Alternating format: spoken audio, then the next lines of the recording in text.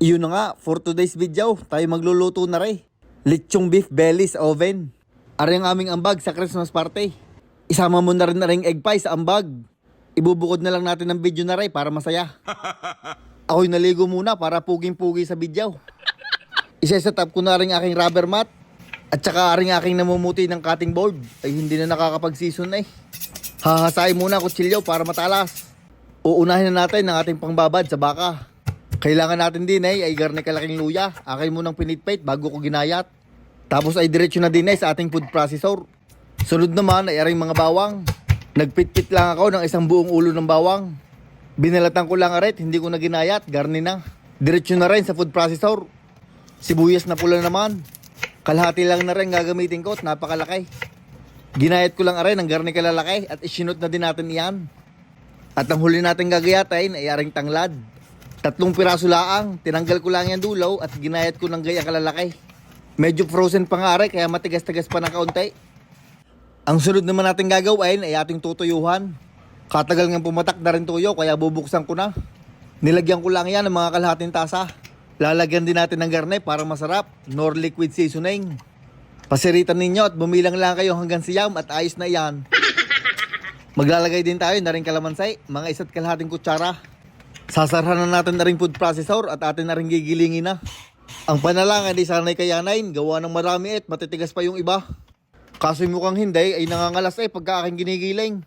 Pagka hindi kinaya, akong gigiling. Hindi kinaya, ayaw ko ng pilitin at baka makapayag. Kaya kinuha ko na lang rin blender at dinin natin gigilingin. Pagka hindi pa gumana, ay wag na natin ituloy aray. Akin lang isasalay na rin akin na simulan, din sa blender.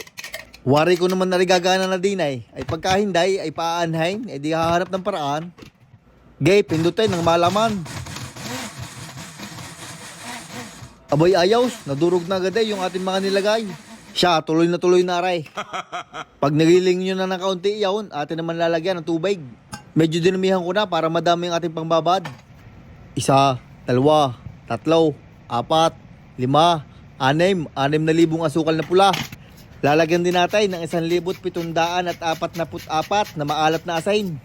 At mga 993 na paminta. Pagkatapos nyo mabilang ay ating tatakpan. Atin lang uling gigilingin para magkasama-sama na yung lahat. Gilingin nyo lang ng mga 5 minuto hanggang 7. Pagkatapos ay inyong tikman kung masarap. At kung masarap na para sa inyo ay pwede na yan. Itatabi ko na muna din at magagayat naman tayo na ring baka. Ang gamit kong are ay beef belly o yung boneless plate. Are din ang ginagamit pag nagawa ng beef bacon.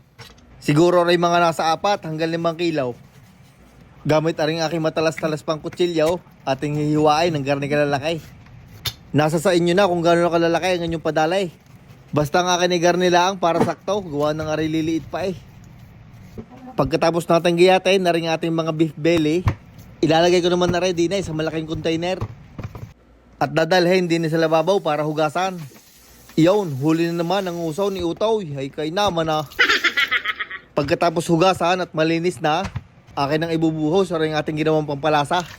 Ilalahat na natin na rin din para medyo lubog ang ating mga karne. Pagkalagay, akin naman ikakamada para magandang ating pagkakababad. At gayaan ang magiging itsura ng ating pork belly. Kailangan ni medyo lubog ang ating karne para malasang malasa. Pag inyo nang naibabad, atin naman tatakpan na rin plastic wrap. Atin tatakpan ng maayos para hindi makatakbo ang mga baka.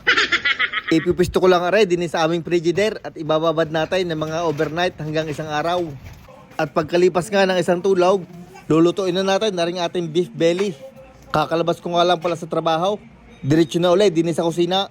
Pinainit ko lang aring oven, tapos inilabas ko na yung ating binabad na beef belly. Nagliligalig pa nga si Ineng. Ibinabad ko lang aray na may humigit kumulang 22 oras. Ay talaga namang napakabangaw. Akin ang isa-set up aring ating paglulutuan. Dini sa ating tray, maglalagay lang ako ng foil. Tapos ilalagay na natin aray isa-isa din Kung paano nyo inilagay sa lalagyan, ay gayon din sa tray. Lalakhan-lakhan nyo ang foil para ating maitutupay.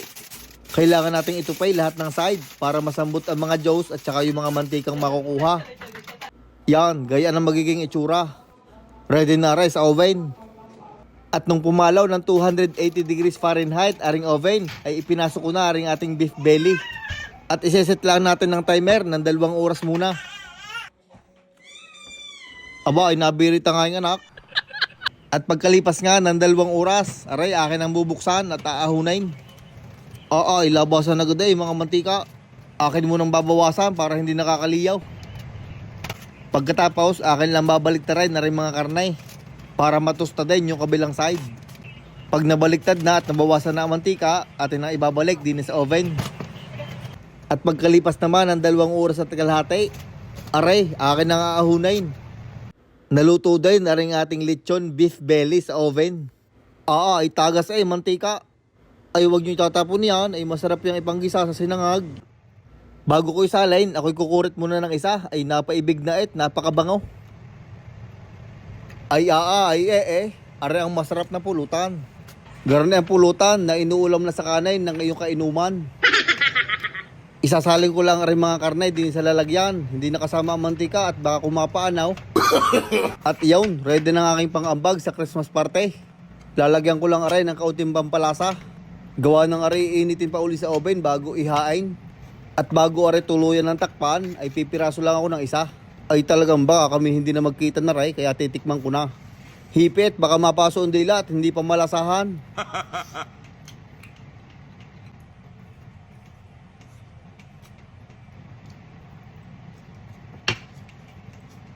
Ay talagang kanin na lang ang kulang. Kahit walang sausawan ay pwede at napakalasa. Ay kung gusto nyo naman magsausawan, ang masarap din ay suka.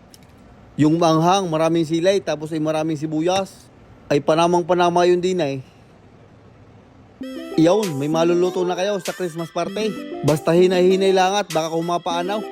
Maraming salamat sa inyong panunood. Shout out kay June Merck Solis Sablan ng Anilaw, Labac, Batangas. Sa Amigos Fam, kay Sean Christoph Maclan at kay Patrice Maclan ng Las Piñas City, kay Julian Alcantara ng Quezon Province at kay Russell Alvarez. Maraming salamat mga idol.